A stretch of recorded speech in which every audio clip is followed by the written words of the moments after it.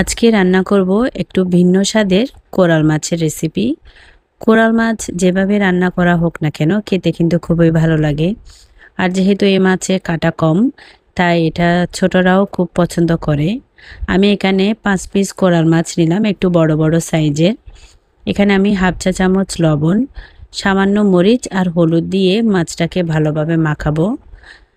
মাখানোর সময় চাইলে একটু লেবুর রস দেওয়া যায়, কারণ এটা সামুদ্রিক মাছ, অনেকের কাছে সামুদ্রিক মাছ একটু গন্ধ লাগে, তাই মাখানোর সময় চাইলে একটু লেবুর রসও দেওয়া যায়। মাছগুলো যখন ভালোভাবে মাখানো হয়ে যাবে তখন আমি এগুলোকে ফ্রাই করব।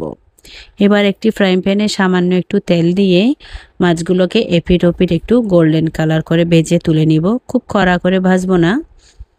এবার মাছ ভাজা ওই তেলের মধ্যে আমি বেশ কিছুটা পেঁয়াজ কুচি দিব। পেঁয়াজগুলো ভালোভাবে একটু ভাজবো যতক্ষণ পর্যন্ত না পেঁয়াজগুলো একটু কালার চলে আসে। তারপর আমি ভাজা পেঁয়াজগুলোর অর্ধেকটা তুলে রাখলাম।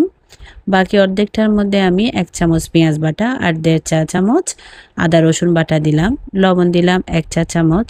এবার সব মশলা ভালোভাবে কষানোর পর হলুদ দিব 1 চা চামচ, জিরা গুঁড়া 1 চা চামচ, ধনে গুঁড়া 1 চা চামচ আর মরিচের গুঁড়া 1 চা চামচ।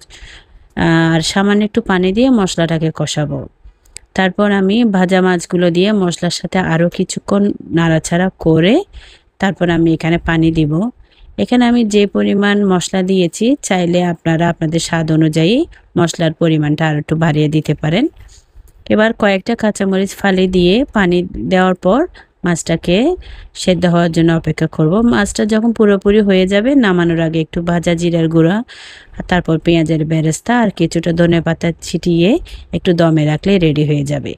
এই মাছের তরকারিটা গরম ভাতের সাথে খেতে খুবই ভালো লাগে। আজকে তাহলে এই পর্যন্তই। আসসালামু আলাইকুম।